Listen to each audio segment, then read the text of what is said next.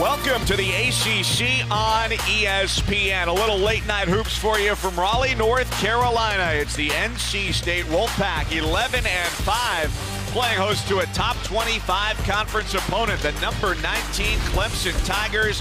Just one blemish on their record at 14-1. And Clemson at 3-0 in the ACC finds itself sitting atop the league standings with only the defensive-minded Virginia Cavaliers unbeaten at 4-0. Both teams coming off of big games. Clemson at home, Saturday at noon tip-off. Took them a little bit of time to get going, but in overtime they persevered against Louisville. And NC State, off of a 30-point drubbing at the hands of Notre Dame, a massive underdog.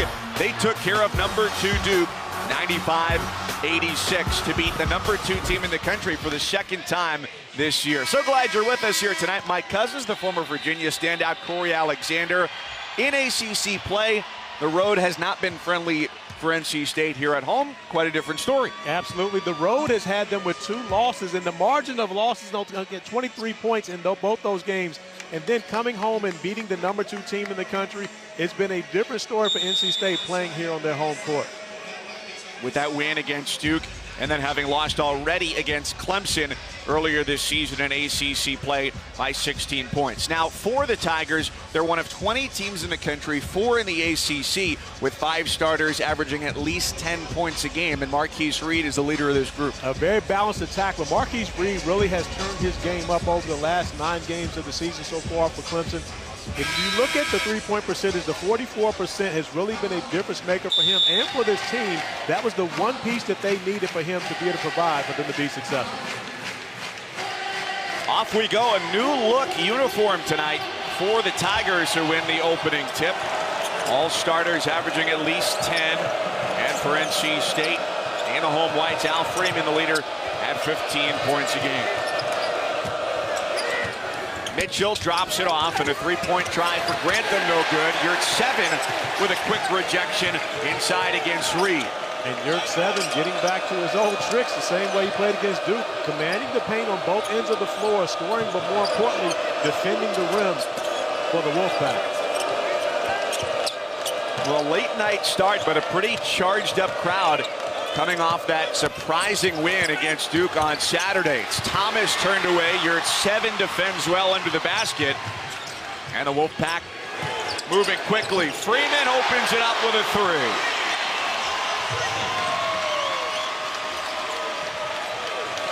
And one of the things for NC State, when they're able to score, they're able to set their pressure. Kevin Keats wants to be able to pick up 94 feet. Now, without a strong complement of players, only 8 scholarship players in this game available, they won't pressure as much, but they'll pick their spots to try to turn Clemson over. Only 8 scholarship players available for the Pack, 9 healthy total. Count of the walk-on Spencer Newman. Foul is on Yurtseven, is first under first-year head coach Kevin Keats, the 45-year-old native of Lynchburg, Virginia, who took over this program mid-March of last year, replacing Mark Gottfried. Kevin Keats is full of energy. He wants his team to play with a tremendous amount of energy, and they feed off of this home crowd here at PNC Arena.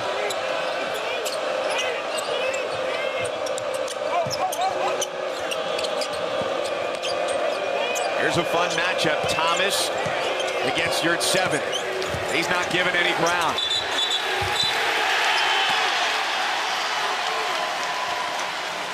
Jeff Anderson blows the whistle. It's the first on Thomas, the junior out of Dallas. And a great job by Yurtseven holding his ground, but also being able to absorb the contact to get the offensive foul. You normally can get away with one bump, but once you go past that first initial bump, invading the cylinder of your defender, the officials are going to give you the offensive foul. Jeffrey Anderson, as you mentioned, right on top of that call.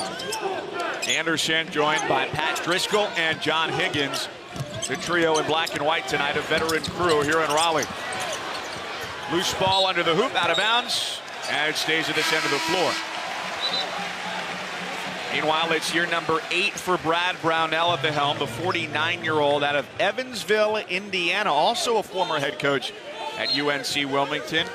Stop at Wright State preceded his tenure in South Carolina, and he says This is the best team he's had in his time here. It's Freeman who's got the first 5 for NC State.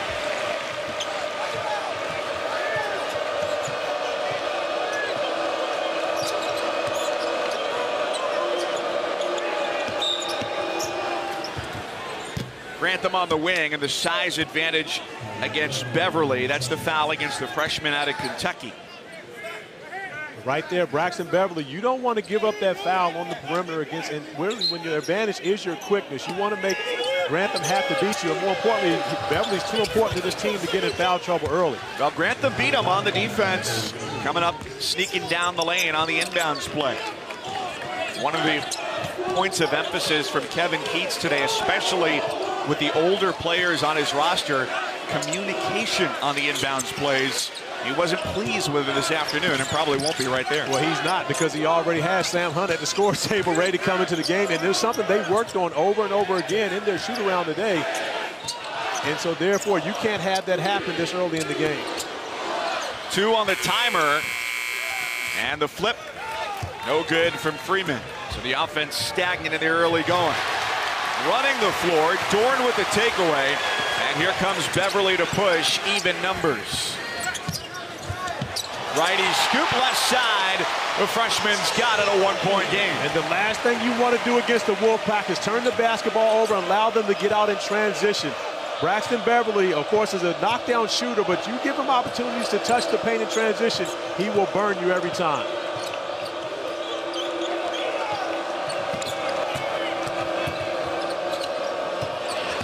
From the corner, a couple dribbles, a hard foul as Dorn came charging in to hit Donnell, the grad transfer from Michigan. First on Dorn. And a great shot fake by Donnell in the corner, getting Yurt 7 off his feet, but going in. You call that a hard foul? That's a lot of basketball, Mike. That was a good block.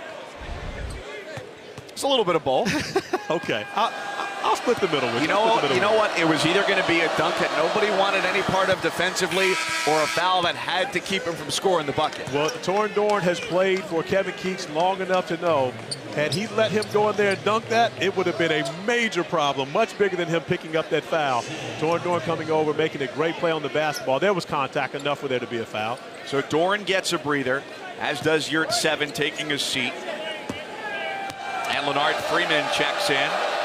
6'8" forward at 265, along with Sam Hunt, the grad transfer, who is a prolific three-point shooter.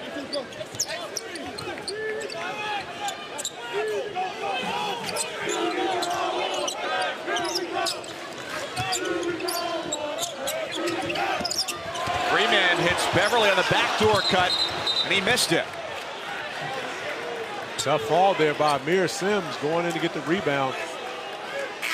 It's a foul against the Wolfpack's Abdul Malik Abu. Braxton Beverly, as he gets out in transition off the turnover, very crafty move there to get the right arm underneath Donnell, trying to block the shot.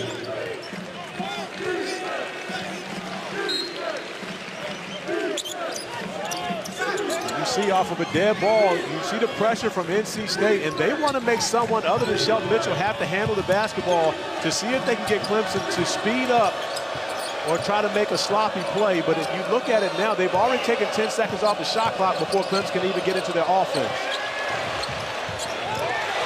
Ball tipped by Freeman, and last touch by the Wolfpack redshirt senior. A frenetic start here in Raleigh, and the Wolfpack against a top 25 team have the home court advantage.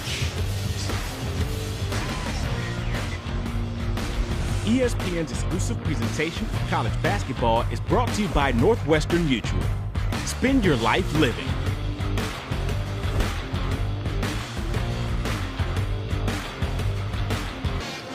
Good news for NC State on the scoreboard and on the roster today as well, as they found out they're getting their point guard, Markel Johnson, back, the sophomore, who at the time was at almost 7 assists a game. It was tops in the league, was suspended on December 16th after he was arrested and indicted back in early December back in his hometown of Cleveland on a felony assault charge.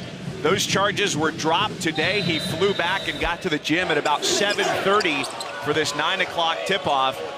So under school policy, with that felony charged against him, he could not compete. Now he's eligible to play again, and it's just a matter of time before, presumably, he's back on the floor in uniform. And a very welcome addition back to this program. Kevin Keats has told me on a number of occasions to play the way that they want to play. They're 2 guards short right now. So Markel Johnson fills half that void. And also good news for the Wolfpack.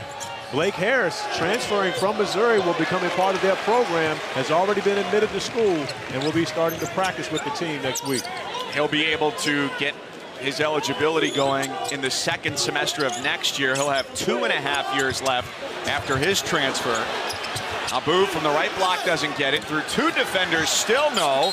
Freeman hit on the way up. But for Clemson, the problem there is too many opportunities on the offensive glass for NC State, and that's something we talked with Brad Brownell about earlier in the game. During ACC play right now, they're -4 as far as rebounding margin, and you see NC State with a clear emphasis on going after the offensive board, and Abu as well as Leonard Freeman, both those guys are great on the offensive glass. Clemson going to have to find a way to keep a body on those guys and keep them off the board. How much of interior play was an element of the win against Duke on Saturday? It was tremendous, because when you have to play against that Duke front line, you've got to have someone that could stand up to those guys, and you saw so many different opportunities. Amir Yurtseven was awesome on the interiors. The 16 points is one thing, but what he did defensively, and again, no one is going to keep Marvin Bagley from getting his numbers. But when you can come up with a number of block shots and make things difficult on the interior, the same way that NC State is making things difficult for Clemson in the full court. David Scarr trying to handle the basketball against these angry pack of wolves attacking the basketball. Sam Hunt, known as a shooter, but getting the job done defensively and forcing the 10-second violation against Clemson. Tenacious defense against a player widely regarded as one of the better defenders in the league, David Scarr, the transfer from Valpo.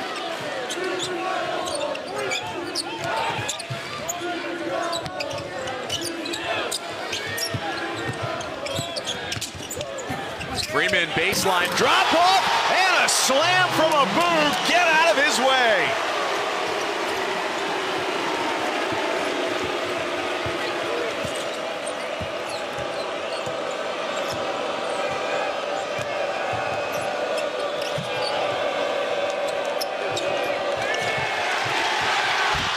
In there again with a takeaway, and trying for a highlight reel finish. Doesn't score, but he does draw the foul against Sims. That's number 2 on the freshman. Well, Al Freeman, of course, the leading scorer for NC State, has been very good all year scoring the basketball, but what he's done recently, and you add the Duke game into this, is share the basketball with his teammates, and that time sharing with Abdul Malik Abu turns into a highlight that I'm sure we'll see over and over again.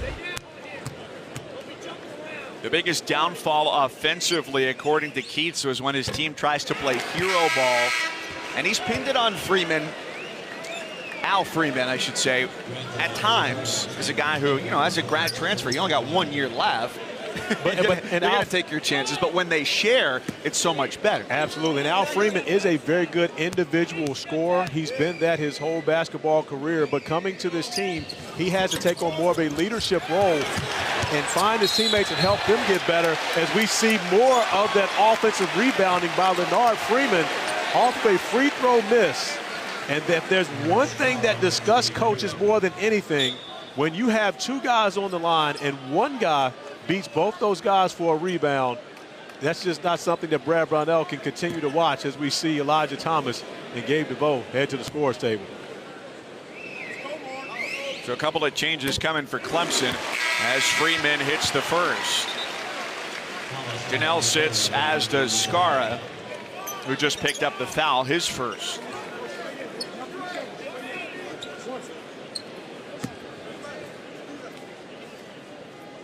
First meeting with Clemson, NC State lost by 16, and the lead is 5 here. Not 6 minutes gone in the first half.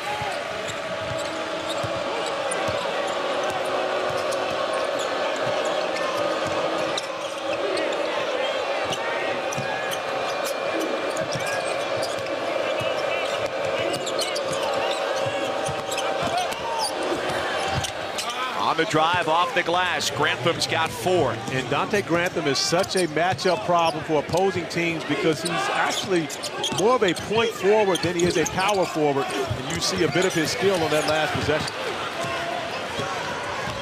Tigers have numbers. Mitchell feeds Thomas, who's hit from behind on his way up by Abu. Great Checking catch on him. Great catch by Elijah Thomas there. And getting out in transition, the big man running. Shelton Mitchell, recognizing and knowing his personnel, knows that his big guy can catch that pass. That's a tough pass for a lot of bigs, but Elijah Thomas brings it in and does a good job seeking out the contact of Abu, picking up the foul. Here's Thomas, who's listed at 6'9", 237.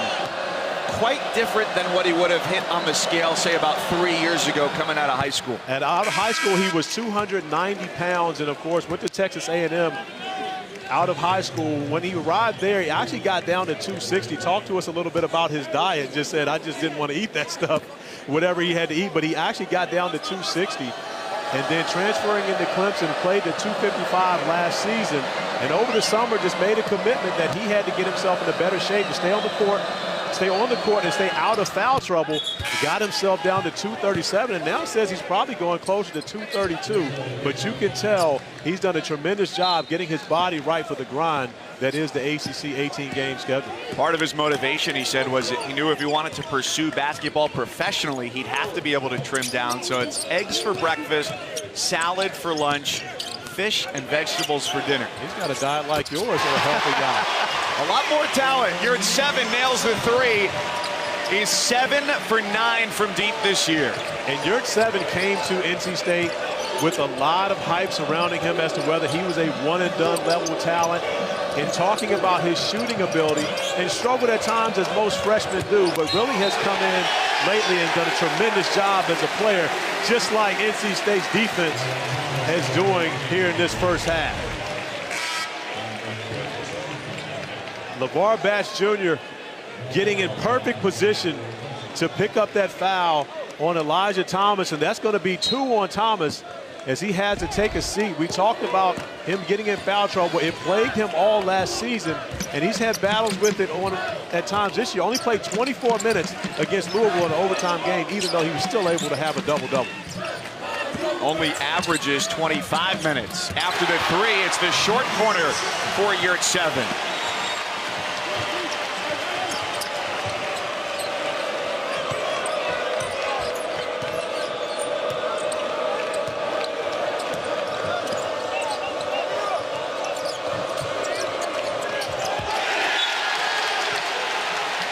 Seventh turnover already for Clemson. Well, Clyde Trapp, the freshman backup point guard, getting his opportunity at the point, but you can see what LeVar Batch Jr. does defensively, the amount of pressure he can put on the player individually without even having to scheme it.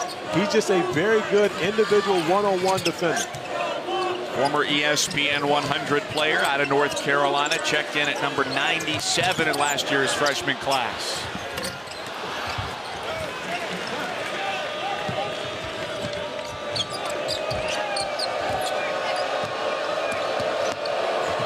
A split of the defense going right to the rim. Reed puts it up and in. A beautiful finish by Marquise Reed. And Reed is really going to have to play more of the ball handling, have more ball handling responsibilities with Shelton Mitchell on the bench, because he has Braxton Beverly guarding him, and no disrespect to Beverly, but he's nowhere near the on-ball defender that LeVar Batch Jr. is. His stats has already shown here early in this game. Clemson has picked things up on the rebounding end as Grantham nearly goes coast to coast. Instead, he dishes to the wing. 3 was halfway down and out. 17-13, State with the lead. Let's take a look at both Coach Brownell and Keats, who are at UNC Wilmington in tonight's Infinity Coaches Corner. Take an Infinity timeout in your day to vote for your favorite coach and charity. InfinityTimeout.com. Majorly successful at UNC Wilmington. Brad Brownell from 02 to 06 was 83-40. Kevin Keats from 2014 to 2017, 72-28 and made 2 trips to the NCAA tournament. Now in his first year at NC State. Brad Brownell, when he came in, that was his first year that he went to the NCAA tournament, trying to take his team back there this year. And he says that this team is probably the most talented he's had now in his 8 years. And right now, Joe Lunardi actually has them as a 4 seed, which would be the highest seed, will tie the highest seed ever for Clemson as a 4 seed. But right now, they've got to find a way to get the job done on the defensive end of the floor, really, which is the calling card for Brad Brownell. Count that basket. They're in the top 25 this year for the first time since the 09-10 season. Right around the same point in the calendar, January 18th. They got up to number 17, but then lost back-to-back games and fell out of the top 25 not to return. You're at 7 straight away. He's going to hit that. Well, and not only that, of course, he went to the left-hand jump hook on the possession earlier, and Yurt 7's field goal shooting has been off the charts. He shot over 67% of 7 of their last 10 games. So as a young man that's playing with a tremendous amount of confidence, especially coming off of a 16-point game against Duke. He's got 10 of their 22.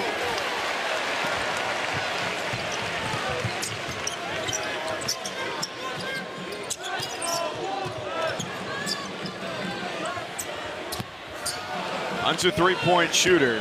86% of his shots have come from 3. Way deep.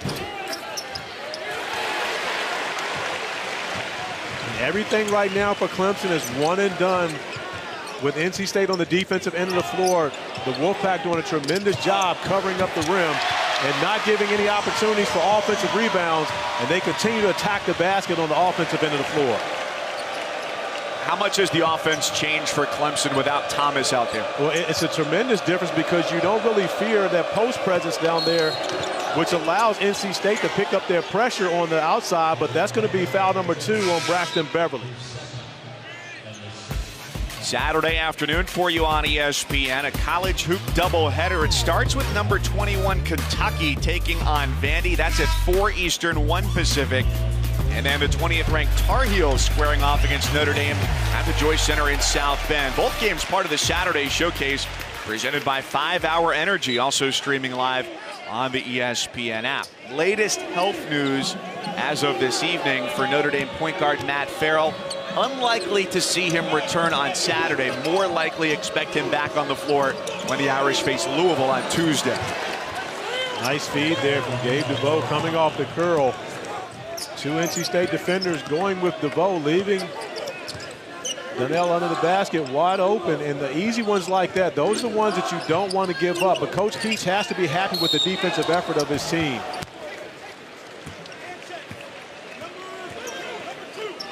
It's Virginia and Clemson at 3-0 with Notre Dame right behind. Miami 2-1, Louisville 2-1. Talk about teams that are at the top of the standings right now. Would you have guessed back in October that Louisville or that Clemson would start off 3-0? I would have had to look at the schedule, but no, I probably wouldn't have. But I did feel as though this Clemson team was going to be really good this year and have a strong chance of getting into the NCAA tournament. 14-1, I would not have guessed that at this point. I was actually there to watch them in the one game they lost against Temple. And there was a lot of what's happening right now where NC State is just handling them in the paint as Leonard Freeman continues to dominate inside, and Al Freeman has become the facilitator for the NC State Wolfpack. He's been more of a scorer all year long, but sharing the basketball extremely well.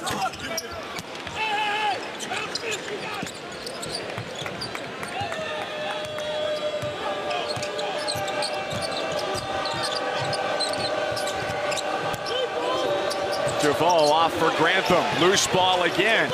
Dorn with the dive into the corner, and it turns into 3 for DeVoe. But LeVar Batts getting another deflection, getting his hand on the basketball. And coaches like Kevin Keats, they chart deflections. That's a stat that you want to know because that means you're wreaking chaos on the opposing team and making them uncomfortable. So even though that's a nice 3-pointer off a scramble, Coach Keats, again, happy with the defensive presence.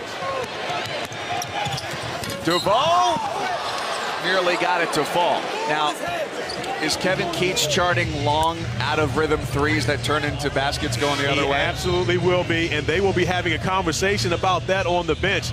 And I can tell you, the Clemson Tigers will be talking to their senior leader, Gabe DeVoe, about his ability to get up off the ground. Gabe DeVoe trying to put a body in the basket. Torin Dorn not having it, but DeVoe getting the foul.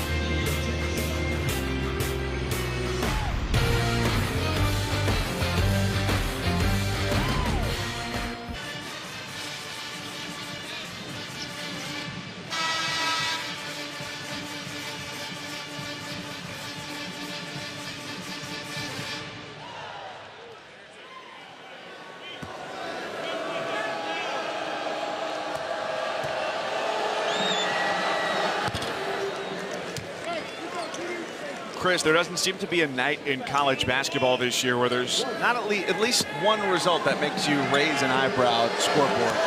That's the parity in college basketball this year. I don't believe that there's any great team, you know, a number of talented teams, but no great team which is going to make it so much fun when we get to March.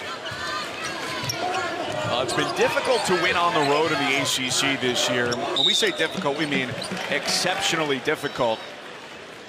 Let's take out a win at Pittsburgh. It's going to be a down year for the Panthers. They just lost their second leading scorer, Ryan Luther, for the year with a foot injury. So road teams are 2-0 at Pitt.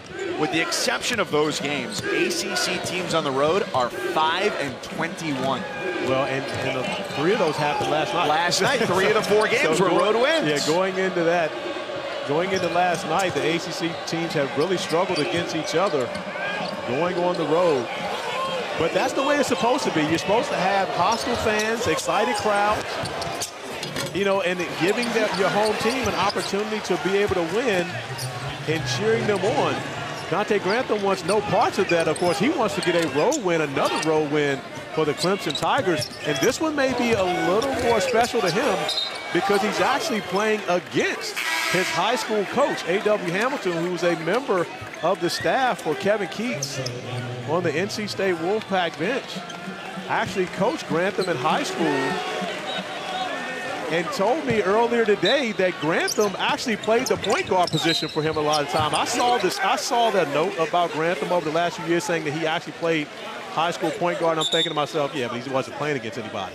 But according to A.W. Hamilton, he played some of the point guard position at Hargrave, and he's playing against some very good competition at Hargrave. So I got to give Grantham some props. He and A.W. got a chance to catch up before the game. Asked A.W. what's it like coaching against your guy. He said it's hard because the last time we did it, they beat us by 16. So hopefully they get a different result tonight. So coach and former player Hamilton was the head coach at Hargrave since 2011 when Kevin Keats left to go join Rick Pitino's staff at Louisville from 2011 to 2014.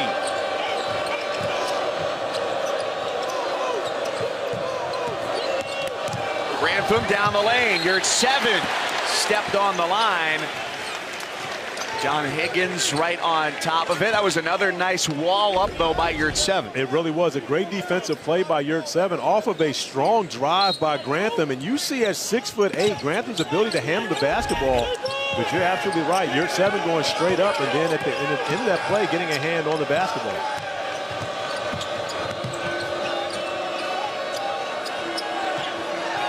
Mitchell has 5 on the shot clock, working against the tricky Bats, who takes it away with Donnell in the way. Blocking foul. Defense turns to offense for the freshman from Concord, North Carolina. Well, this is a battle of CP3 point guards. You've got LeVar Bats, fresh off of CP3 All-Stars 2 years ago, Chris Paul's AAU program, and Shelton Mitchell, who ran the show for CP3 about 4 years ago. So these two guys very familiar with each other. That time, Bats getting the better of the Elder Statesman. First points for Bats, who's averaging about 5 points a game in 17 minutes. The first signee for Kevin Keats, who originally committed to VCU and then changed direction when Will Wade went to LSU. And that was a game changer in the Duke game. NC State down 27-16 here at home, and LeVar Batch checked back into the game, and NC State went on a 12-0 run to take control in the first half and really played even basketball for the remainder until they were able to take it over at the end. But this coaching staff gives LeVar Batch a lot of credit for the energy that he brought to the court on Saturday night. Freeman has been looking to dish more than drive. That's 0 for 2 from deep. He's not going to be sitting with Beverly having 2 fouls. Dorn a couple fouls, and Abu with a pair as well for the Pack.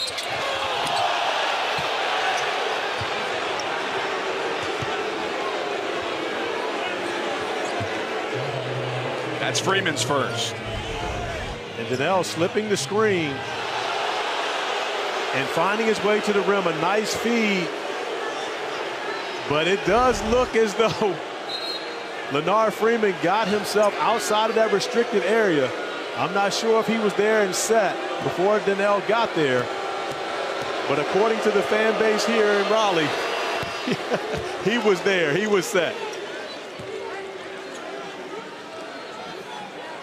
Looked like he had legal guarding position, but the call was the block. So it's Donnell who brings a ton of experience to this roster. 101 games at Michigan during 3 years.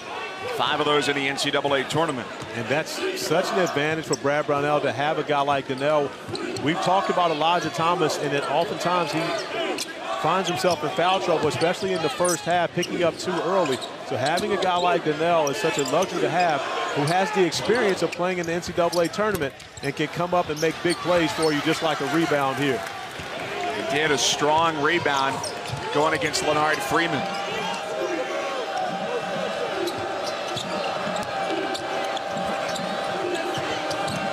That's defending again. Grantham passed right over the top of his head to find DeVoe, who's got 6. And that's a strong move by Gabe DeVoe there, cutting across and getting his body in front of Al Freeman. And Gabe DeVoe is a strong young man, so therefore when he gets in front of you, it's going to be difficult to keep him from getting to the basket. 5 minutes left first half. The Tigers have clawed back to make it a 1-point game on the road. Hunt drains the triple.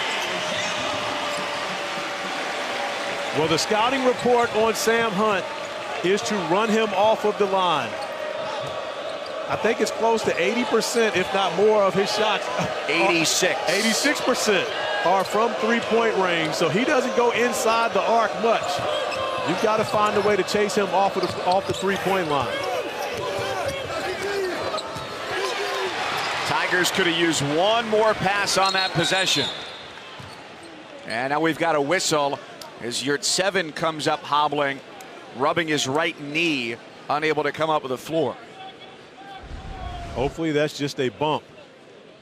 Banging knees with someone else, which hurts a lot early, but goes away and allows you to get back on the floor. Can't tell from that angle, but we know there was contact there, and hopefully this young man gets back on the court, because he has been a difference maker for Coach Keats and the Wolfpack.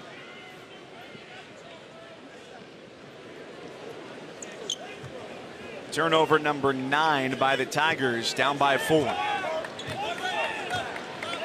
NC State right now 13 points off of turnovers, and they are handily winning the turnover battle right now.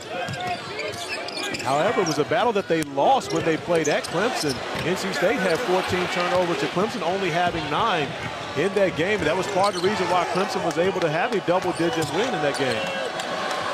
Donnell right into the three-pointer. He doesn't shoot them often, but when he does, it's at a high clip. He's 7 for 12 this year, and he's got 9. And he's almost like the changeup. Elijah Thomas, of course, is a strong post presence. So for Leonard Freeman, when you guard Thomas, you got to get your job done in the paint. But then, of course, you got to be able to stretch your defense out to play against Donnell. And that's a big-time block by Grantham. And leads to DeVoe. Triggering from the corner. Donnell with a volleyball tip up and in. 34-33, Clemson has the lead. And the way that Clemson struggled early in this game, Brad Brownell has to be extremely excited about the fact that his team has come here into a hostile environment and fought back to take a lead with just over 3 minutes remaining. Reed gave space, Hunt took the shot. 3 minutes to go.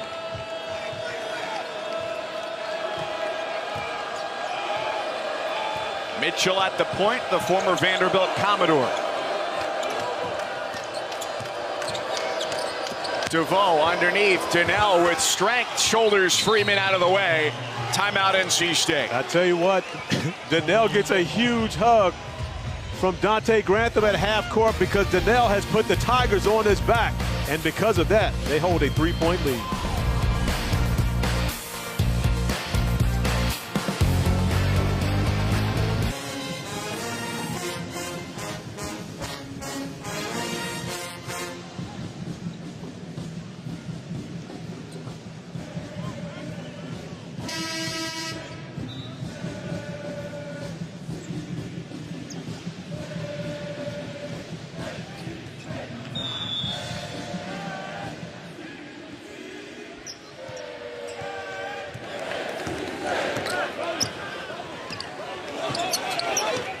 Got the Killer C's in the studio. CC, DC, and TC. I mean, that sounds like a rock band, doesn't it? And I'm MC. And I'm your CA. There it is. We got C's all over the place. We're covered. 2:20 left here in the first half. You're at 7. Back from bumping knees and backing down defenders. Clemson has had no answer for Amir Yurtseven. The only thing that slowed him down is bumping knees and having to go sit down. But when he's got the basketball in his hands, he's been great, not only doing it inside, but outside as well. Donnell with the last 7 points for Clemson. No chance for a bucket on this possession. Turnover number 10. By the way, speaking of a great Saturday coming up, you and I will travel tomorrow down to South Carolina to see Clemson again on Saturday. It's a top 20 matchup on ESPNU. 3 o'clock tip-off on Saturday as Miami comes to town. DeVoe gets bumped, tries to feed across the lane for Grantham, who swipes it back onto the floor, and the loose ball is out of bounds off of Batts. I can tell you right now, this is the maturation of the Clemson Tigers. We saw them get down early in this game, fight back to get back into it, but to play like that, Brad Brownell has to be happy with the effort of his team.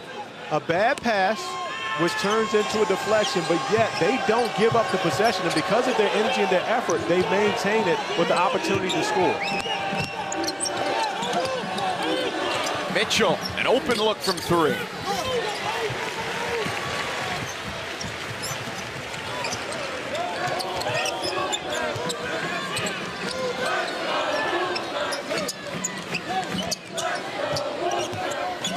That's off the high screen to a waiting Beverly in the corner, who delivers a triple.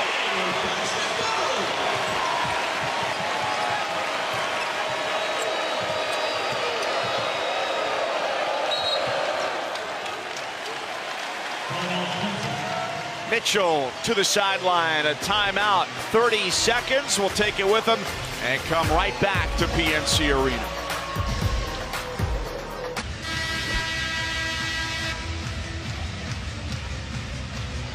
Kevin Keats talked about Clemson's ability to follow the scouting report. That time a defensive breakdown by Marquise Freed, because one thing you do not want to do is leave Braxton Beverly alone. Helping off the side, and the only reason Beverly was back in the game with those 2 fouls was for offense on that possession. And a defensive breakdown by Clemson gives an easy bucket, an easy 3 for Beverly, who makes the Clemson Tigers pay.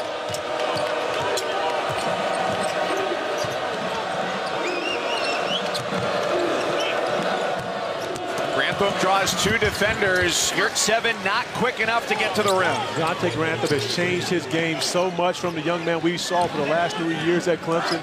Moving into the 4 position has given him the ability to go against power forwards. And there are very few power forwards that can move their feet and stay in front of him when he has the basketball in his hands. He's a guy who last year averaged just 7 points a game and now has more than double that to about 15 a night. 8 so far for Grantham, 6 to shoot for NC State. Yurtseven with a hand in his face. Oh, another 3. 2 seconds. Mitchell trying to go coast to coast, and he's turned away. Yurtseven caps the first half. A 3 and D for the big man out of Turkey.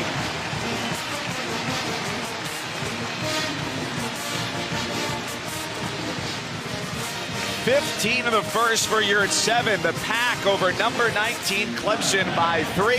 The Alfa Romeo halftime report is next.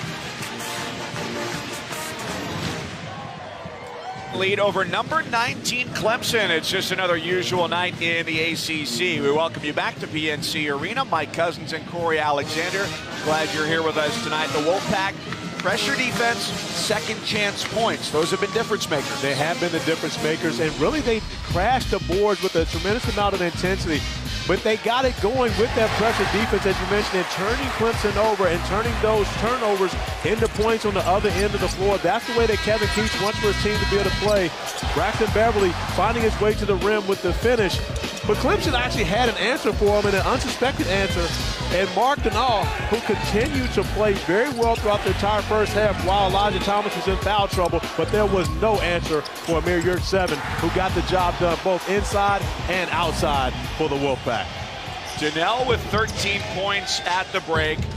Playing a lot partially because Eli Thomas was in foul trouble. He played just 3 minutes. Yurtseven 3 of 3 from deep, and a game-high 15 points for the sophomore out of Turkey. 22 points in the paint for Clemson. And now they get Thomas back to start the second half. Only took 1 shot in the first half. He's number 14 in the purple and orange, guarding Yurtseven. And the conversation for Brad Brownell had to be to take care of the basketball, because they shot the ball extremely well and got quality looks when they didn't turn it over. Out of bounds off of Torin Doran for NC State, so Clemson gets it back. They didn't lead for a good portion of that first half. NC State led for more than 15 minutes out of the first 20.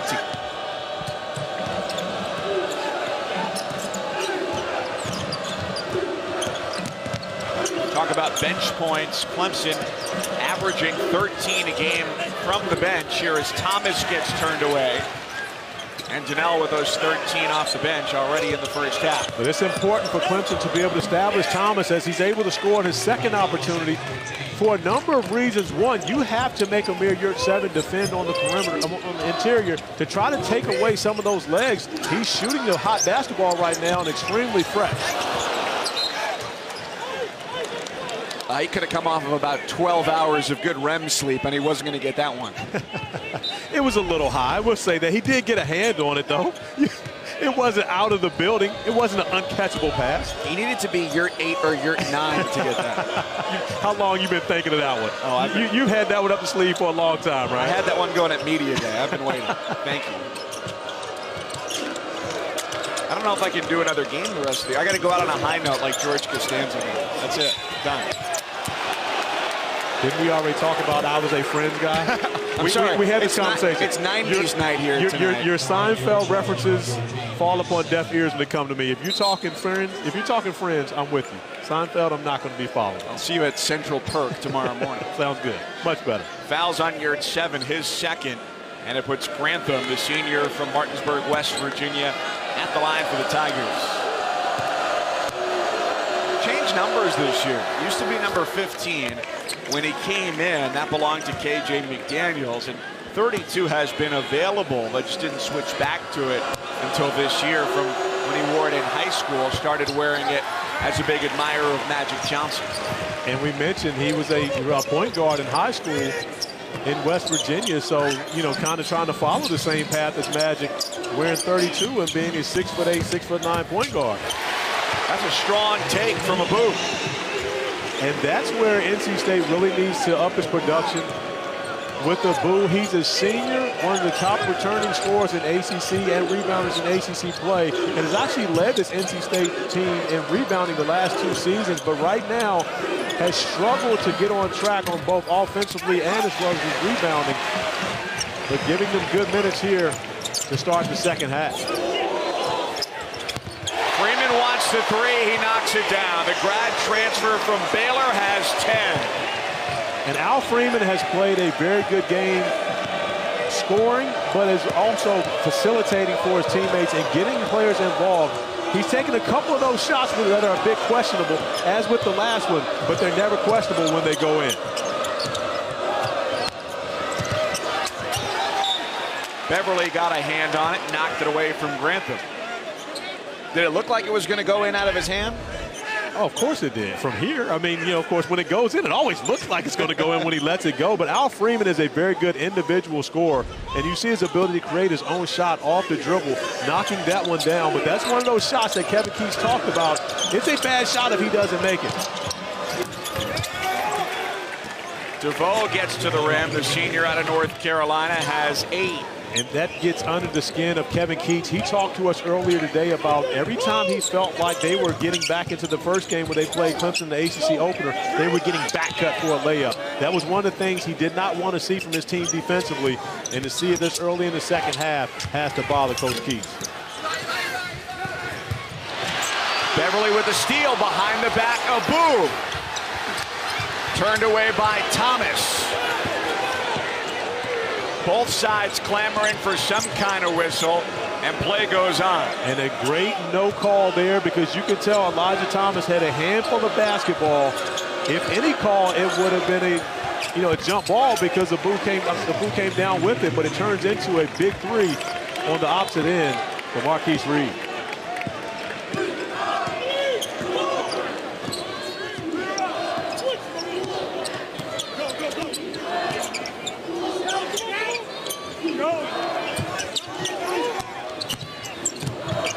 Beverly right into the three-pointer.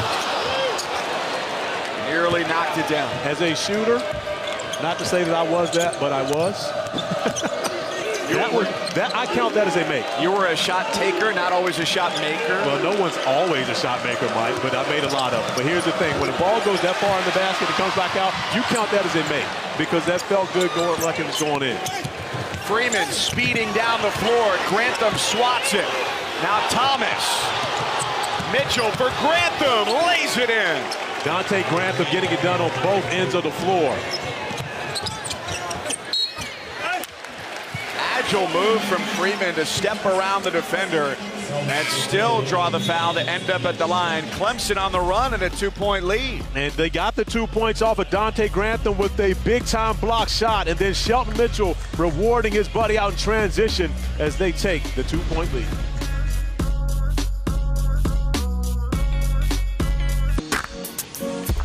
Let's take a look at tonight's Wendy's Wooden Watch. It's North Carolina's Luke May, who went off Tuesday against BC. 32 points, 18 rebounds. It's career-high scoring. That was a big bounce back for him, considering the game before, he'd scored just 6 in the loss against Virginia. But, when you play against Virginia, you can pretty much cut your average in half normally when there's not going to be as many possessions, and they are great defensively. So Luke May, I'm sure, excited to get an opportunity to play against the Boston College front line. But give Boston College a lot of credit. They are a much better team this year. Jerome Robinson playing great basketball. So no easy wins at BC anymore. And they're doing it with an injury to their front court as well, which against losing Deontay Hawkins, the transfer from Illinois State. That was before the game against Duke when they pulled off that upset back in early December. And you've got a number of teams, BC, Syracuse, are only really going about 6 players deep. Getting maybe 7 or 8 there on very sparingly, but BC not playing many guys. Their perimeter players more pretty much at 40 minutes per game. Yurt 7 lines it up from 3. He's a perfect 4 of 4 and a game high 18. Yurt 7 must have been watching the game last night with Lauri Markkanen playing against Porzingis and seeing those guys getting it done from the outside. Markkanen knocking down 7 threes in an NBA game.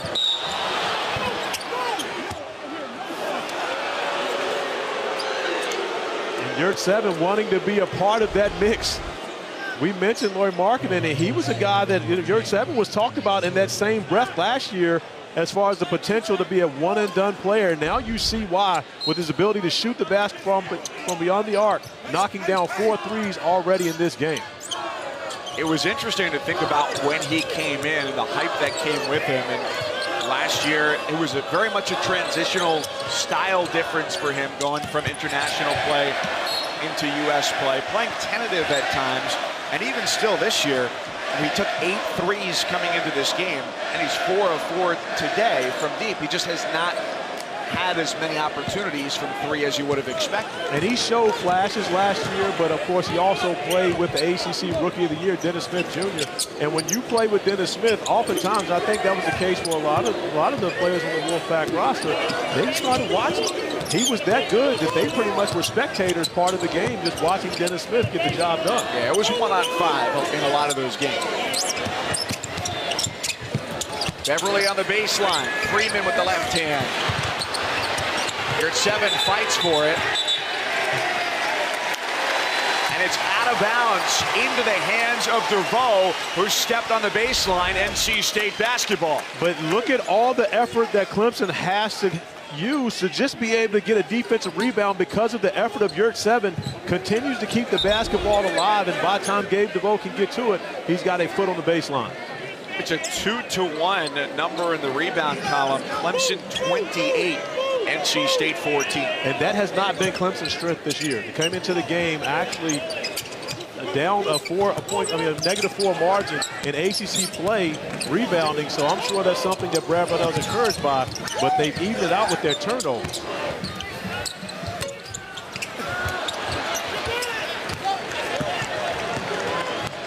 '29th rebound belongs to Mitchell, and the jam for Amir Sims, the freshman from Palmyra, VA.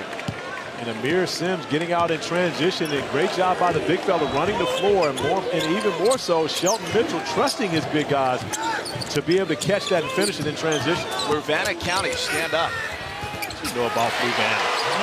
The Flucos. A lot of people in the state of Virginia are proud of you right now. I'm a snitch telling your grandparents live in there. The research on that one was a little bit easier. Reed's got 10 to shoot. Clemson down by 2. And a difficult 16-footer hits back iron, and it's Batts who wants to run. He's had some offensive confidence today, but has not been able to turn it into too many points. But the problem there is they waited to get back. Clemson let him off the hook. Clemson really had a 4-on-1 in transition there. Gabe DeVoe pulling the basketball back. When Batts missed that layup, instead of sprinting back, he was disappointed with himself and just watched.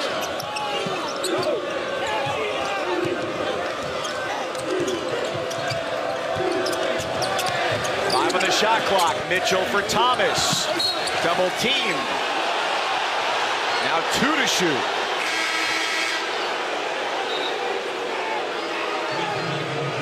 See Thomas and Reed having a bit of a conversation right there. That's okay. When you're on the road in a hostile environment, you got to have a team that's willing to communicate with each other. Sometimes it can be a little louder than it may need to be, but you can't be afraid of confrontation because it's pretty much you against the world.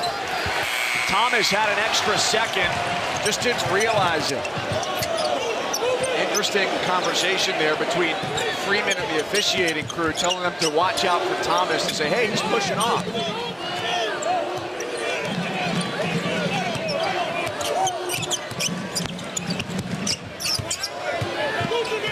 Freshman Beverly finds Abu. He puts it on the floor, a little bit stronger than Grantham, and turns it into a pair.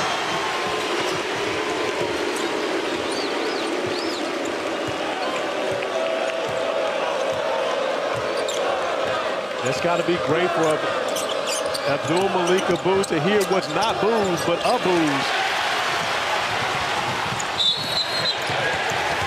Reed gets called for a lazy foul right there.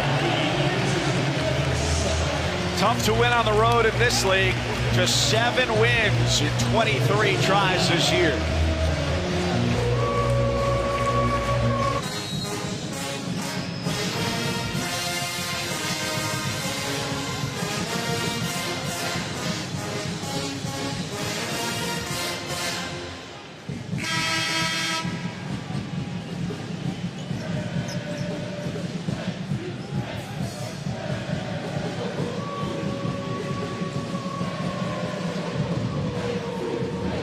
what Iowa needs, a team that has not lived up to expectations this year.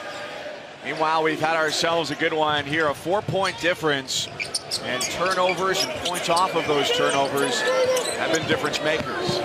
Beverly goes baseline, comes up empty. And Clemson has numbers here. This is one they've got to be able to take advantage of. And they don't. Davis Carr turning down the three. He's capable of knocking that shot down, but not confident enough to take it. Skara just in his second minute on the floor tonight. The transfer from Valpo. And Skara actually has not scored a point in ACC play thus far, so I'm sure that was going through his mind as he looked to size up that three. He played a scoreless 12 minutes against Louisville on Saturday. You know, one of the things that we haven't talked about, Mike, with Markel Johnson being reinstated today, and the experience that LeVar Batts has gotten during this stretch, if you're able to put Johnson back into this lineup and bring he and Batts off the bench, you've got a pretty formidable combination of guards picking up the pressure. It's DeVoe down on the floor after the foul on Freeman, his second. With all the bodies flying around the paint, it looks as though Gabe DeVoe was landed on by one of his teammates. Honestly, you see guys going up and the foul there, but as he goes down, it is Davis Skara landing on him.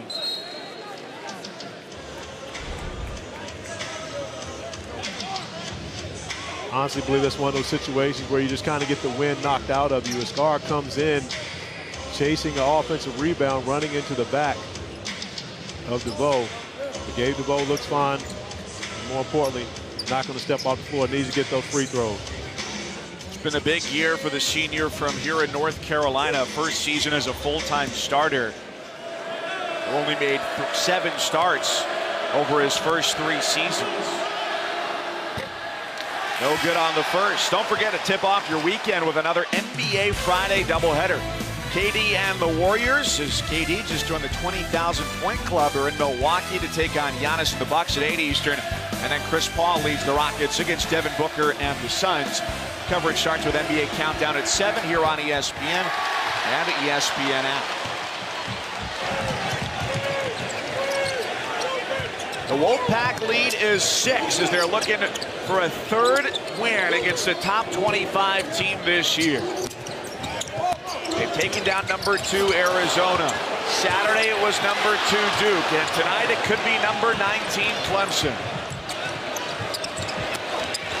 Reed trying to feed through defending hands. It's turned away. Freeman out of bounds and off of the Tigers. You talked about trying to get a 3rd win over a top 20 team. Now they get another opportunity at Virginia on Sunday. So NC State playing right in the middle of the gauntlet right now, taking on 3 top 25 teams in a row in ACC play.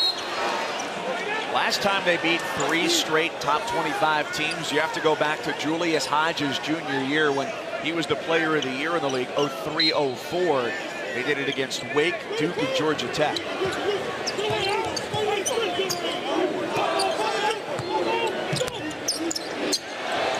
Here at 7, can he do it again? His first miss from deep. But another opportunity for NC State. Al Freeman getting in there and getting his hands on the basketball, knocking it off of Shelton Mitchell. And now NC State with another opportunity, a second chance opportunity to put points on the board.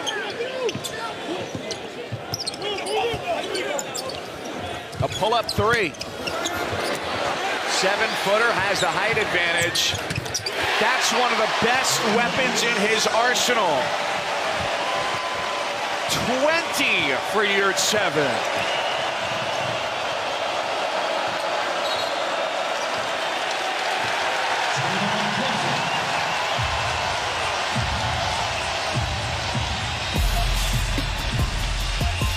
Omer Yurtseven getting the job done in every aspect of the game. Offensive rebound, put back with the left hand. Beautiful jump hook to give the Wolfpack an 8-point lead.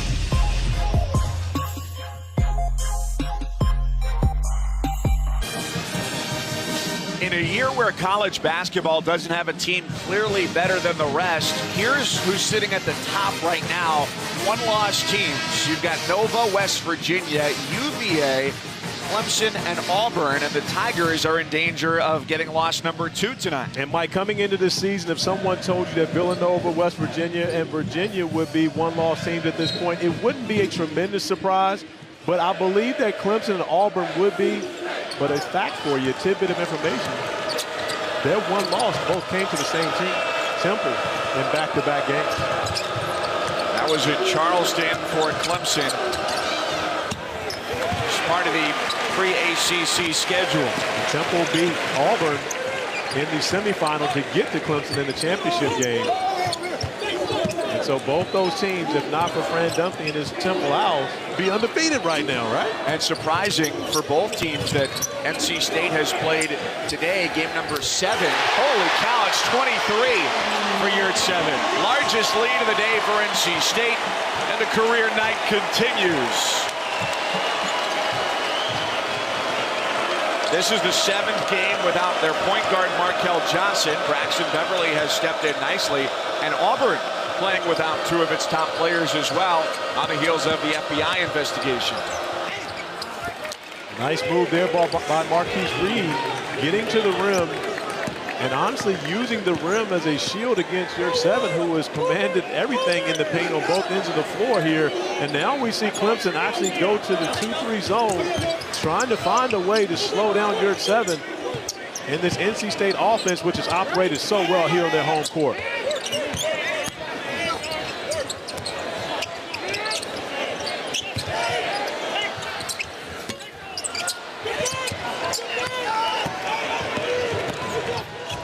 Surprisingly, the zone leads to good position against Yurt 7, keeping him off the ball. The foul is on Batts, but a 9-point lead due in large part to the 7-footer, Omer Yurt 7. Yurt 7 having his way with the Clemson Tigers to a tune of 23 points.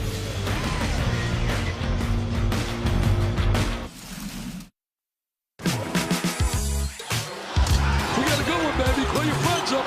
4 teams, 2 conferences, 1 blockbuster night. High-level college basketball here.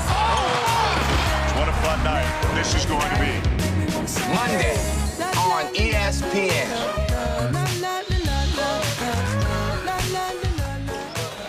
Kansas, West Virginia, great matchup in the most competitive league in the country. And then Duke and Miami Monday night. Does Miami have enough offense to keep up with Duke?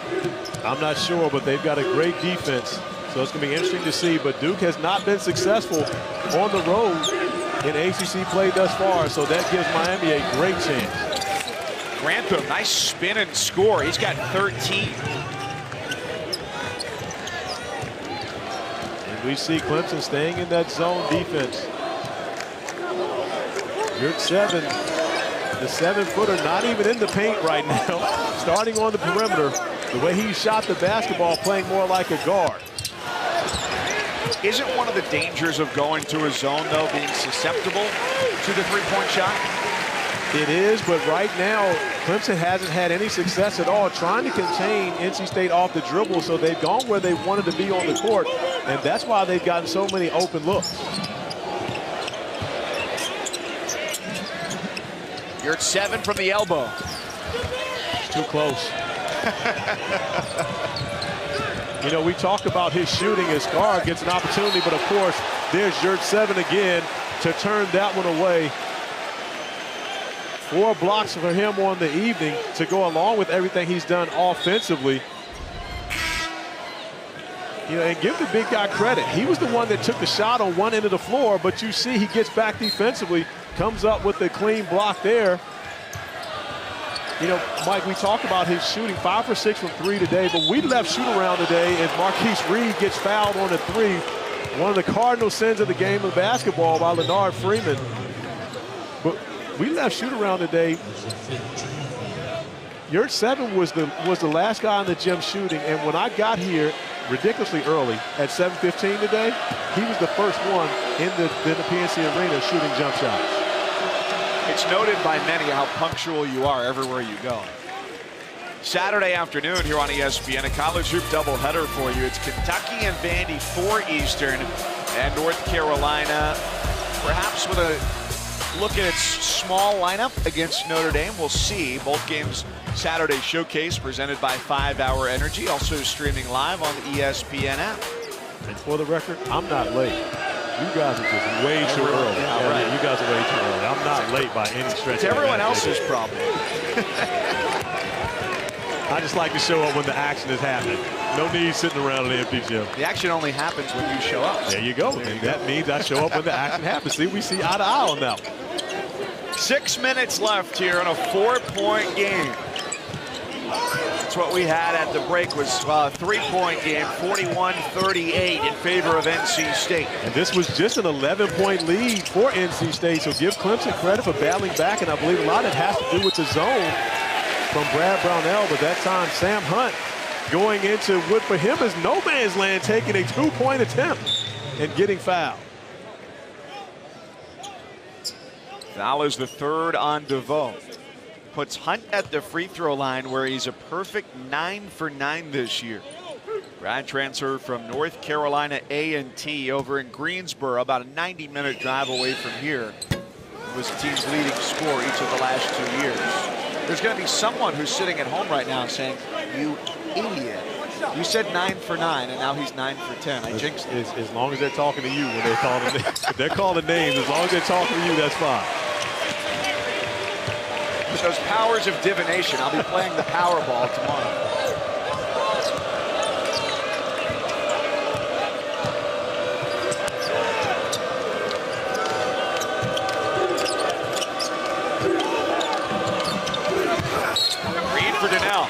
Foul is on the floor. The grad transfer from Michigan, who had a big first half with 13 points off the bench. He's played a strong role. Clemson only averages about 13 points per game off the bench. They don't get a tremendous amount of bench production, but as you mentioned, Donnell had 13 points alone in the first half. And you look at the free throw shooting from the Tigers in their last 3 games, 87% from the line. Although we thought Donnell was going to get free throws on that one, he take the ball out of bounds underneath, saying that he wasn't in the act of shooting.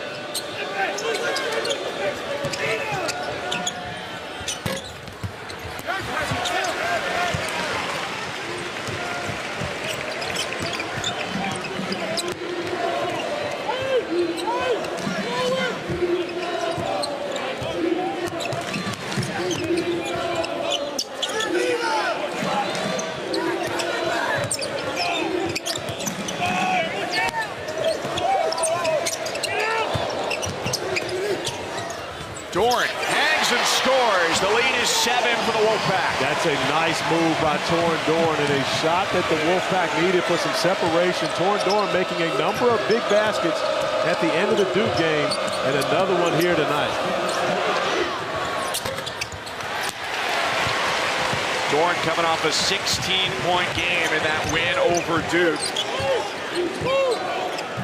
53 points in the second half of that game, a huge output for the Wolfpack, looking to go to 2-2 in conference action.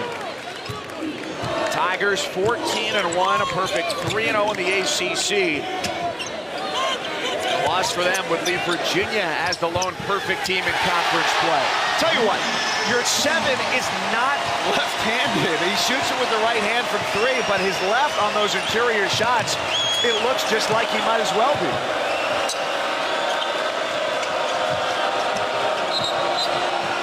He's called for the foul there on the wing. Crowd thinks it's questionable, especially because it's number 4. Well, Yurt 7 and Dorn both had 16 points against Duke, and they're both making big plays here down the stretch for the Wolfpack. First is Torrin Dorn with a nice turnaround jumper. And then, as you mentioned, Yurt 7, all ambidextrous up in here, using the left hand with the beautiful hook.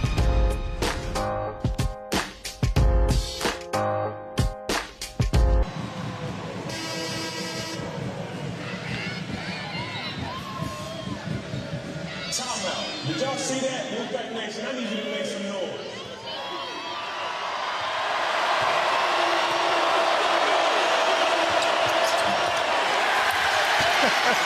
Where does the hot tub fit on the pyramid of success? I mean, that's Little Billy at his best. No question about it. Little Billy loves to find activities, and he's got to find a way to occupy his mind until he gets on the game. And to keep our friend Dave Pash entertained throughout the year in Pac-12 play also. Always an enjoyable watch as this one has been tonight here in Raleigh. Doran tests his hand from three.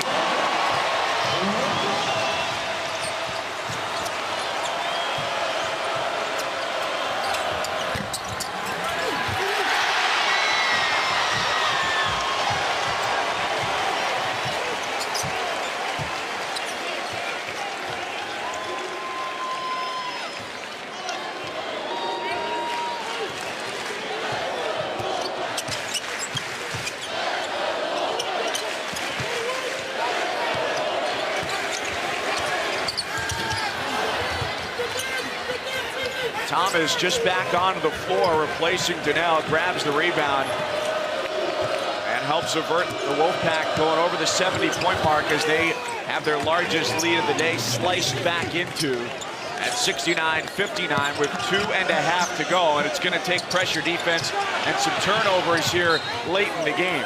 NC State has only turned the ball over twice so far in almost 38 minutes. That's 5 below their best number previously this year. And a great job handling the ball, as you mentioned, by NC State. But right now, Clemson's pressure, putting quite a bit of pressure on the Wolfpack. Coming up on SportsCenter 11 Eastern. And what's going on with LeBron and the Cavs? The latest from Toronto in their game tonight that's happening right now. Also the official midpoint of the NBA season. A look back at the top 10 plays of the first half and what Le'Veon Bell's warning is for the Steelers about his future in Pittsburgh. It's all coming up next on SportsCenter, also streaming on the ESPN app. 69-59, 2:31 to go. Clemson 14-1. The Tigers off to their best start since they opened up at 16-0 in the 08-09 season. And NC State looking for win number 12 on the year, trying to go to 12-5 and 2-2 in the league. Well, important to remember right now for NC State out of the timeout, they only have 5 seconds to get the ball across half court. The count does not start over with the timeout being called, especially with the deflection going out of bounds off of Clemson. I'm not sure LeVar Batts knows that. He started walking early,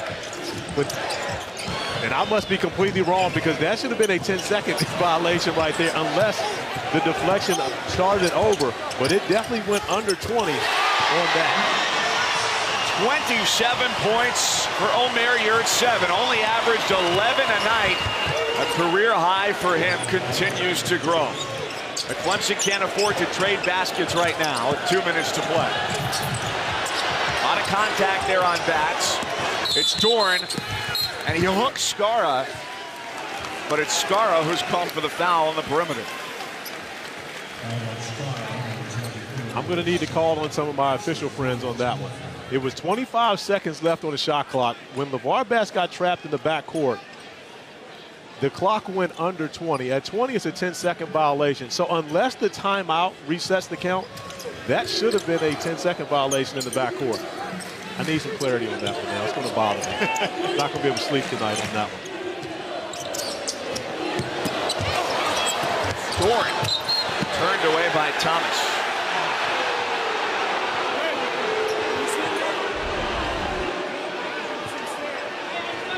Eli Thomas covering a lot of ground to be able to come and deny 2 points from Torin Doran. But right now, not sure that's going to be enough for the Clemson Tigers to overcome this 10-point lead. Still a minute 45 remaining in this one, but NC State looks very confident on their offensive end of the floor. That's one I'm sure they're going to have to go and check out to see if that's good. Now, being that Doran was able to make that shot, the officials can go over and check to see if he got that basketball out of his hands. before the shot clock went off. And in all honesty, with the naked eye, the live action, I think that was still in his hand before he got that one off. Those points may be coming off the board. So Jeff Anderson and Pat Driscoll go over to the scorer's table to have a look while both teams huddle, and NC State is feeling pretty good. You think back their last couple of games, a 30-point drubbing at the hands of Notre Dame. Going into the game against Duke on Saturday, there were a lot of people who said, no way, there's no way NC State's going to win on its home floor. They came back and they beat number 2 Duke, and now the opportunity to beat another top 25 team here on their home floor. You know, I was with you that Saturday, and when you said no way, I'm wondering if you were one of those people saying that same thing. We're going to have an opportunity here to share with the officials to be able to see if this ball was out of the hands before that red light goes off. And from initial glance, it was not. It was still in Torn Dorn's hands when that shot went off. The official's going to need to try to see it again. They haven't got the look that they need to be able to check it out. But from the vantage point that we saw, it does look as though that basketball is still in the hand of Torn Dorn when the red light flashes on the backboard. For full transparency, it's a bit of an unusual moment that we're sharing monitors right now, and so that's the only look that we have in terms of looking at the basket. So there's no angle with which to show the shot clock there, and that's the look that the officials are looking for, to try and get a better idea of whether that ball got released in time. This is the angle here I think gives it to them best. But it's hard to see the shot clock right there. And if they counted on the floor,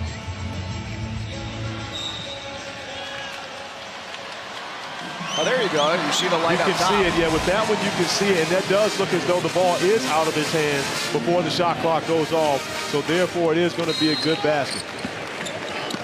I think that one was kind of inconclusive evidence, not enough to overturn the play, so it was called a good basket on the floor. What you need was indisputable video evidence there. I will say, though, it's kind of a fun peek behind the curtain to have the officials looking at our monitor and getting to hear their conversation.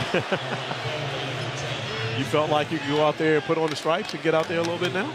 Absolutely not. Okay. Is it because of the running? I didn't think about that, but it's one of the hardest jobs in sports, and it's one of the least appreciated jobs there is as well. You say one of. I can't imagine a job harder than being an official, especially at this level of college basketball. One, you come into a building where at least half of the people are going to hate you, no matter what you say, because anytime you make a call on the home team, you're going to get fried for it. And very few people have more difficult travel schedules, especially considering the elements in college basketball officials who don't just work in one league night in and night out. Yeah, but, you know, I travel with a lot of them leaving games, and unfortunately, I'm walking to the back of the plane while many of them are speaking to me at the front as I'm on my way to the back. 73-66 with 1:19 to go. And again, more great hoops coming your way Saturday with a doubleheader. It's Kentucky, still a team without a star, a team that is not going to be the same as what Cal has put together in recent years. They've got Vandy 4 Eastern, and then North Carolina and Notre Dame at the Joyce Center in South Bend. It's the Saturday Showcase presented by 5 Hour Energy, also streaming live on the ESPN app.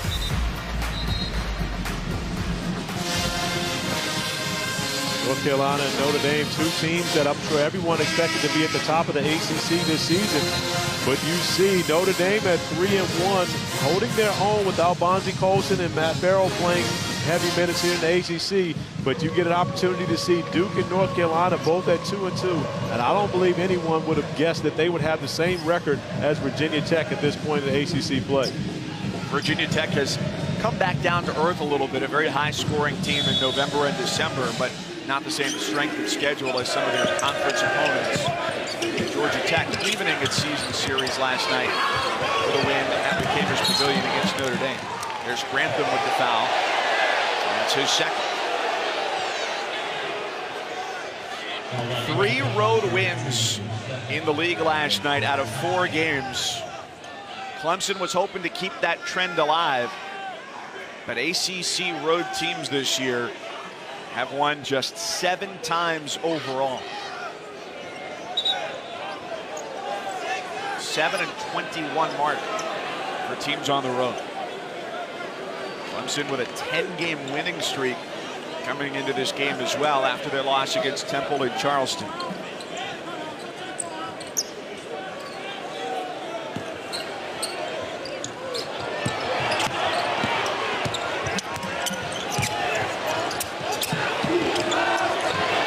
Heavy pressure, a 2-bounce pass finds its way to bats. Freeman not wasting any time. And that's a good play by Al Freeman. Continue to be aggressive in attacking the basket, not roaming around on the perimeter and allowing Clemson to come foul him and put him at the free throw line. This way he's going to the line but had an opportunity to make a shot and get a 3-point play and, more importantly, some separation in this lead.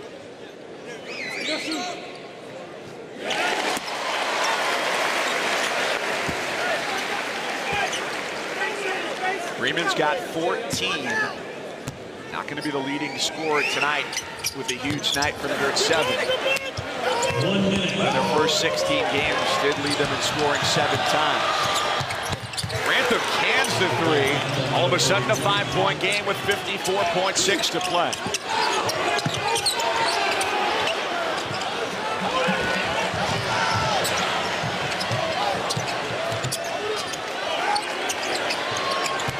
Good zip on the ball from the Wolfpack.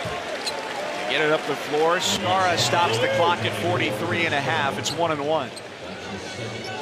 NC State didn't want to foul Beverly or Yurt 7.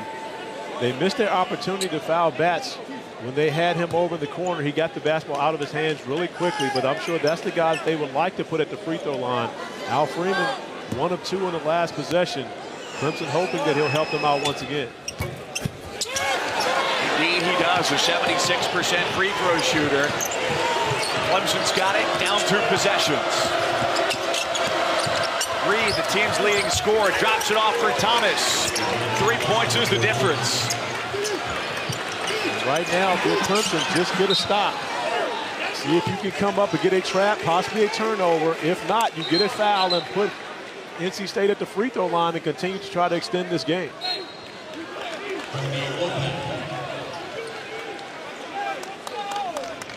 We've got a timeout with NC State up 74-71. Preseason poll's always interesting to go back and look at, especially where we are early in the conference schedule. It's game number 4 for both of these teams. NC State was picked 12th in the preseason poll, and the teams behind them, Clemson, BC, and Pitt. Well, Clemson, you know, it was hard for... Or I'm sorry, I got that backwards, 12 and 13. It was hard for me to imagine people picking Clemson that low, but the way they lost so many games last season, so many close games, and having all of that talent coming back, minus Jerron Blossom game, I felt like Clemson would be much better. I thought BC would be better, but I didn't think that they would be knocking off the likes of Duke at home. But they have really improved. And, you know, everyone knew coming into the season it was going to be a struggle for Pittsburgh with 11 newcomers. But you see a number of the top teams in the ACC have struggled once they've got the ACC play as they're looking at the clock to make sure they've got the time right. Especially after that inbounds that bounced off of Thomas. Yeah, and Thomas upset that he didn't actually catch that basketball because Torrin Dorn actually threw it off of him. If he could have stepped back and just caught that basketball, he would have had an easy layup. And that's why Thomas was so upset. That was a very dangerous play by Torrin Dorn, honestly. As you see Thomas here guarding the ball and Dorn throws it off of him. If there's a way for Thomas to catch that basketball and turn and dunk it, now we've got a 1-point game. So, and the officials never, well, I'm sorry, not the table never started the clock on that one, so they had to go back and make an adjustment for it. In which it probably should be less than 32.8 right now because, I mean, you have to take something off for Thomas touching the basketball.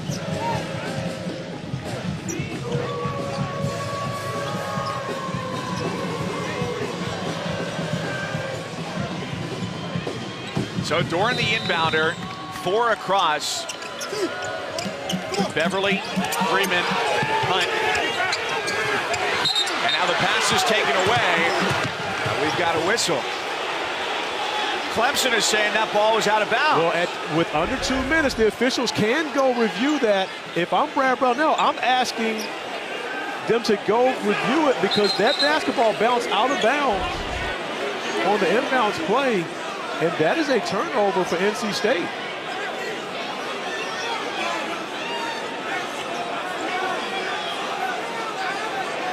John Higgins and Pat Driscoll having a conversation right now. If I'm Brad Brownell, I'm asking them to go look at the monitor because I believe that is a reviewable play, especially with under 2 minutes remaining.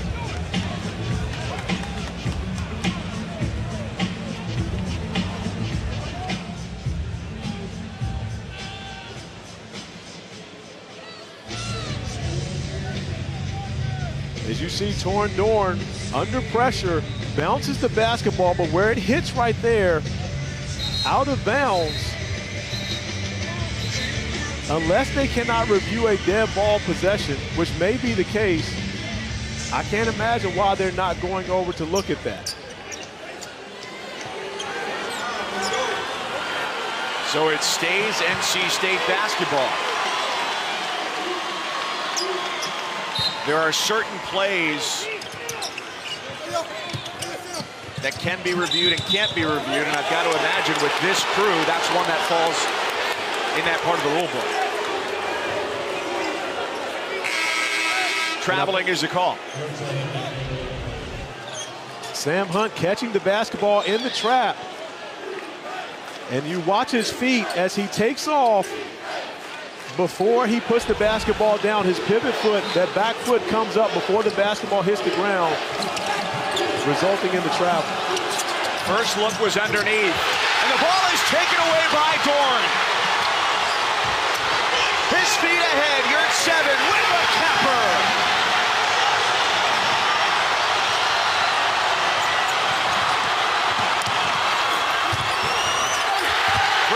Missed it. Beverly heaves it. It's Scarra left block. He puts it in with 10.4 seconds.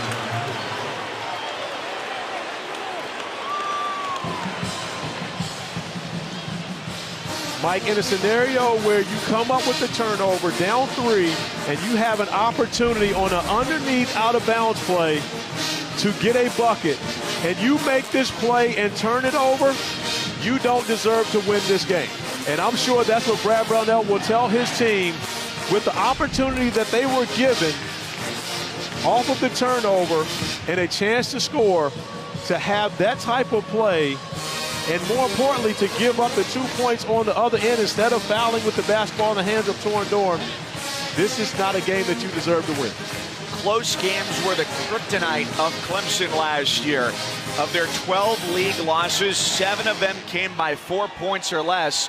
And they look destined to repeat that same fate here tonight after that turnover. But they got a great chance after the turnover, and you've got an opportunity to run, to not be able to get the ball inbounds on the underneath out of bounds play. And you've got upperclassmen on this team. That is a tough turnover right there, and that's a hard one to be able to swallow. Makes that trip going back to Clemson, South Carolina, a very long trip. A huge night for Omer. You're at 7, the difference maker, 5 of 6 from deep, and a career high 29. 5 made threes. He had 6 coming into the game for the year. And we talked about him shooting 67% from the field in 7 of his last 10 games, and this will be another one, but he got many more attempts, 12 for 18 from the field. Dorn gives it for Beverly, who's an 85% free throw shooter. That's the guy that Wolfpack want going to the line. NC State right in the middle of a tough stretch in ACC play. Passed the test on Saturday versus number 2 Duke, and looks as though they could pass the test right here tonight against the top 20 ranked Clemson Tigers. Go to Virginia to play the Wahoos on Sunday. Potentially with the return of Markel Johnson coming in that game at JPJ. Which would be very helpful, especially to try to pressure Virginia and speed up the Cavaliers. Because if you play Virginia at the JPJ at their pace, you have very little chance of winning. And so they're going to have to try to find a way to speed them up. But I know Kevin Keats has to be extremely happy about the effort and the performance his team has put on here in their home building.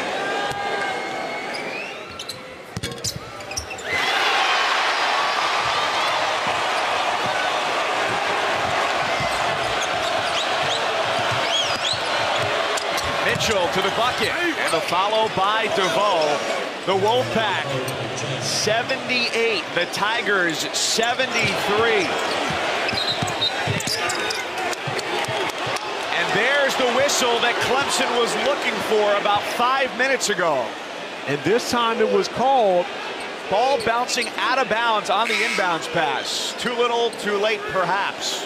Well, no, it's a three-point game right now. That's why I said perhaps. All you need is to be able to run your best set for a three-pointer right here. And Clemson, as you see right there, the ball bouncing on the inbounds line. The ball not actually in play as it hits the ground. Pat Driscoll on top of it.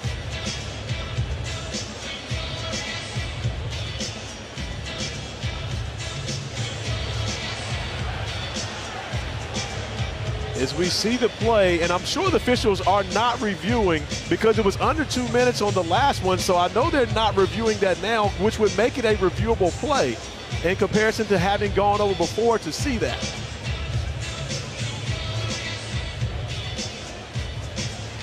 So down 3, 1.3. You've got a chance for a catch and shoot here for Clemson. For this last play, who do you go to and how do you get him the ball? Well, you want Marquise Reed. The way he's been shooting the basketball, the officials actually are looking at to make sure that they have the time correct. The 1.3 seconds looks as though that's the correct amount of time for Clemson to have the basketball underneath out of bounds, and it's almost like a free timeout during the review for Brad Brownell to draw up what it is he wants to run. As we saw Shelton Mitchell go to the basket, and the tip by Gabe DeVoe goes through the net at 1.3. I believe that 1.3 is the right time to have on there. Of course, no time will run off the clock because it's a dead ball turnover by NC State on the underneath out of bounds play.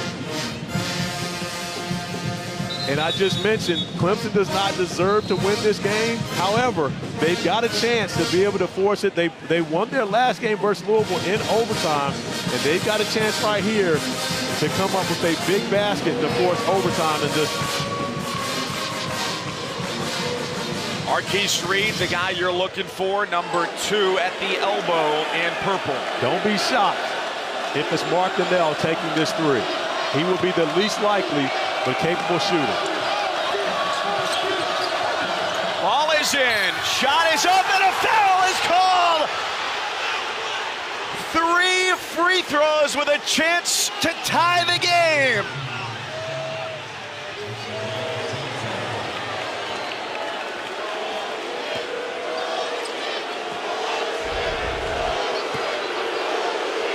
Great design by Brad Brownell as you see the baseline pass.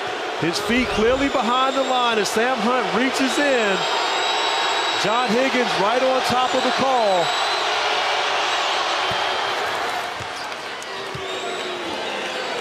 Gabe DeVoe knocks down the first one. Mike, there is no greater pressure than what Gabe DeVoe is having to deal with right now.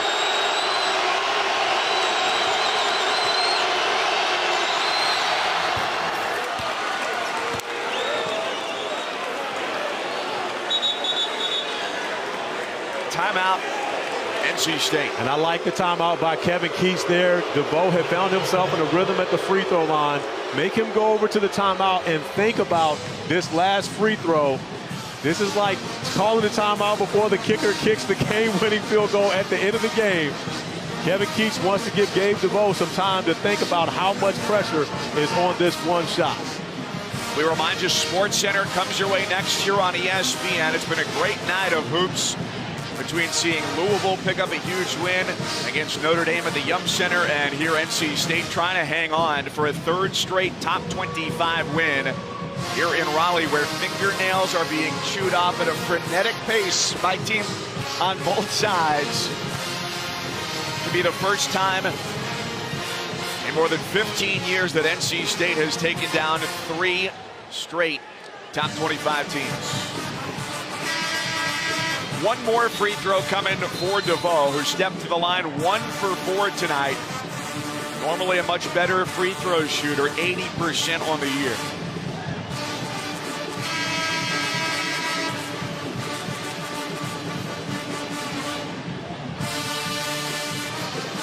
And even a made free throw here, we're going to overtime because 0.2 seconds is not enough. Even for a tip, you need 0.3. Yeah, and I mean, again, I just think about the pressure that Gabe DeVoe is under right now and what was going through his mind in that timeout, knowing that the fate of this game lies in his hands going to the free throw line as Kevin Keats gets the crowd up.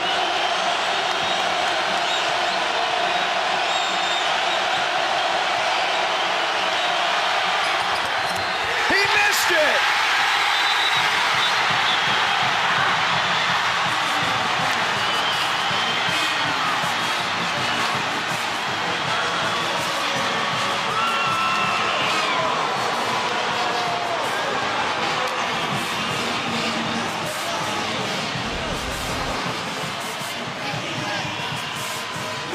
A tough spot to be in. Gabe DeVoe calmly knocking down the first 2 free throws, but a great timeout by Kevin Keats to ice DeVoe on the 3rd.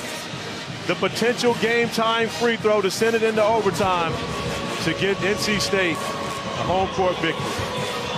There's nothing like a Thursday night in the ACC. NC State's a winner against a 3rd straight top 25 victory. Arizona, Duke, Clemson all go down. The Wolfpack's 12-5, and SportsCenter comes your way right now.